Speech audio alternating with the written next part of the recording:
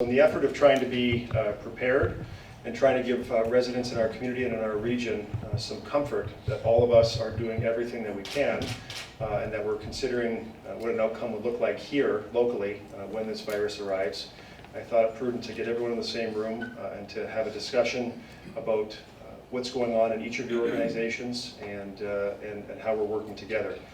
I know, as you do, that you're already working together anyway.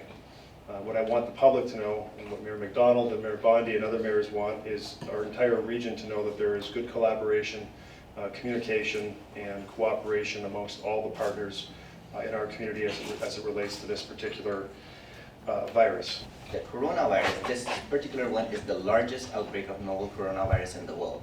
So it is a significant concern among the public health community in the world, and as it continues to evolve, there are more and more strict actions that are being put in place by public health to contain the virus as much as possible. There is no confirmed case of COVID-19 in our community, and that should be reassuring. In order for anyone to get infected, the virus has to be here.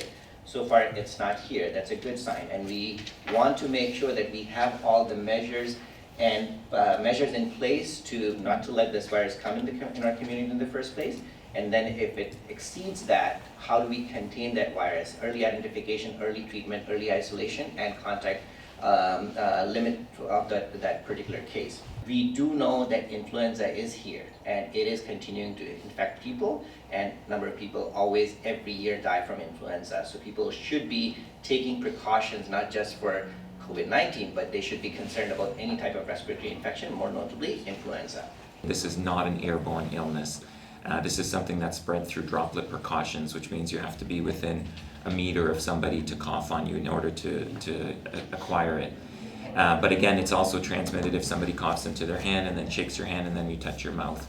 So the hand hygiene is critically important. Quarantine, self-quarantine, which is something that's being recommended by most medical organizations. The Ontario College of Family Physicians has informed family physicians to let patients know that if you have symptoms consistent with the flu, stay at home, quarantine yourself for 2 weeks.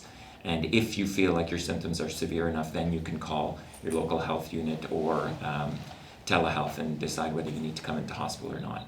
We do not want patients to present to clinics if they have symptoms. We don't want them going to their family doctor's office. We do not want them coming to the hospital, to the emergency room. Symptoms are usually self-resolving. This is a viral infection. There is no cure for the virus. There is no treatment that you're going to get specifically at the hospital or at a clinic or at your family doctor's office that's going to help you. It's going to, for the most part, resolve on its own because we know the severe cases are minimal. And if you are not elderly, if you don't have comorbid illness, the mortality rate is significantly less than 1%. You're more likely than not to get over it on your own and just isolate yourself. If you have concerns and you feel like your symptoms are very severe, then you can call a telehealth nurse, you can call your public, the health office, and they can instruct you on whether you need to go in or not. Because even if you do go into hospital, the treatment is supportive care.